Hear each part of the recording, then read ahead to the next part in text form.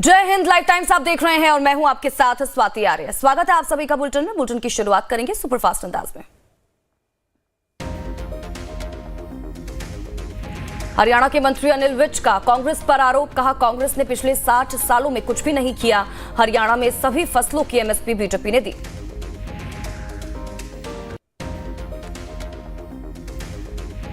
कहा कि चुनाव में अपनी नाकामी को छिपाने के लिए विपक्ष झूठी कहानी बना रहा। विपक्ष जहां भी हारता है वहां ईवीएम को दोष देता है।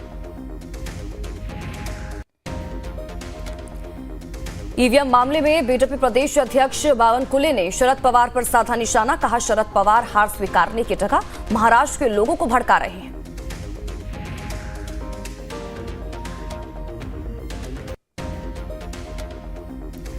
विपक्ष के ईवीएम पर बयानबाजी करने पर शिवसेना यूबीटी के नेता उदय सामंत ने कहा कि चुनाव में अपनी नाकामी को छिपाने के लिए विपक्ष झूठी कहानी बना रहा है। विपक्ष जहां भी हारता है वहां ईवीएम को दोष देता है।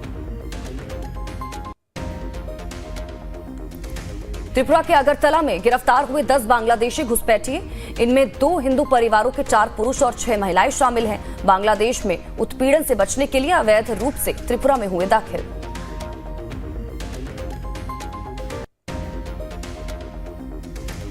दिल्ली कूच पर अड़े किसान। शंभू बॉर्डर पर बड़ी संख्या में किसानों का प्रदर्शन। सुरक्षा बल ने किसानों पर छोड़ी आंसू गैस।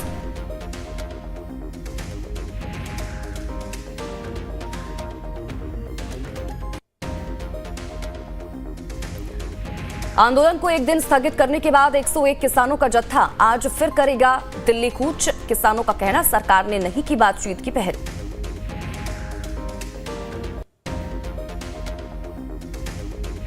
किसानों के आंदोलन को लेकर शिवसेना यूबीटी सांसद प्रियंका चतुर्वेदी का बयान। कहा, किसान विरोधी है केंद्र सरकार।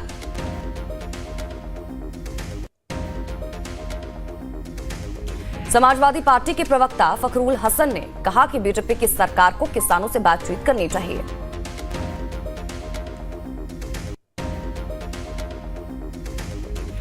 किसानों के मुद्दे पर आरजेडी ने साधा केंद्र सरकार पर निशाना। कहा कि अन्नदाता किसानों पर लाठीचार्ज क्यों।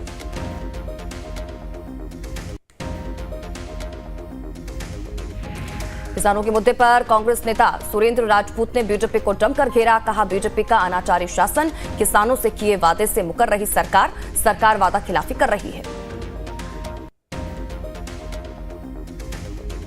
कानपुर में रामा विश्वविद्यालय के तीसरे दीक्षांत समारोह में सीएम योगी आदित्यनाथ का संबोधन। कहा, युवाओं को देश की परिस्थिति के बारे में पता होना चाहिए। एक युवा पलायनवादी नहीं हो सकता है।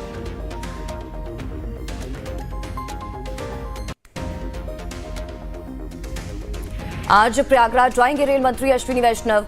महाकुंभ 2025 की तैयारियों का करेंगे निरीक्षण। झूसी फाफामाऊ जंक्शन का लेंगे जायजा।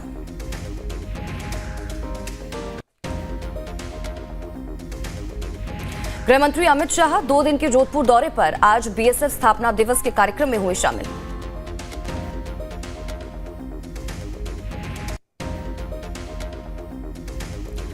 आरजेडी ने इशारों में किया ममता बनर्जी का समर्थन। पार्टी के प्रवक्ता मृत्युंजय तिवारी ने लालू यादव को बताया इंडी ब्लॉक का शिल्पकार। केंद्रीय मंत्री गिरिराज सिंह का दावा। कहा, खाद्य वितरण कंपनियों और ऑनलाइन शॉपिंग प्लेटफॉर्म के लिए भारत में डिलीवरी एजेंट के रूप में काम कर रहे बांग्लादेशी नागरिक और रोहिंग्या।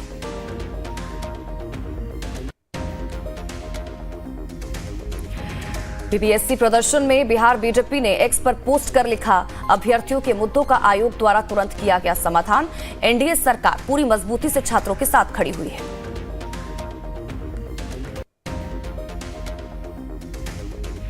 बिहार बीजेपी प्रवक्ता नीरज कुमार का राहुल गांधी पर निशाना। कहा, राहुल गांधी को लेकर #इंडिया अलायंस के लोग हताश। इंडी गठबंधन में दरार पक्की।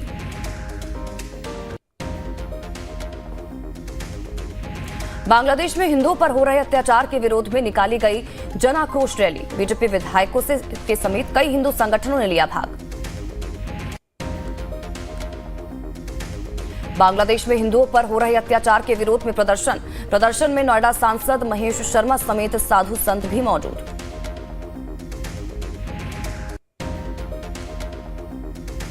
बांग्लादेश में हिंदुओं पर हो रहे अत्याचार पर गाजियाबाद में विरोध प्रदर्शन। रामलीला मैदान में हिंदू संगठन के लोग हो रहे इकट्ठा।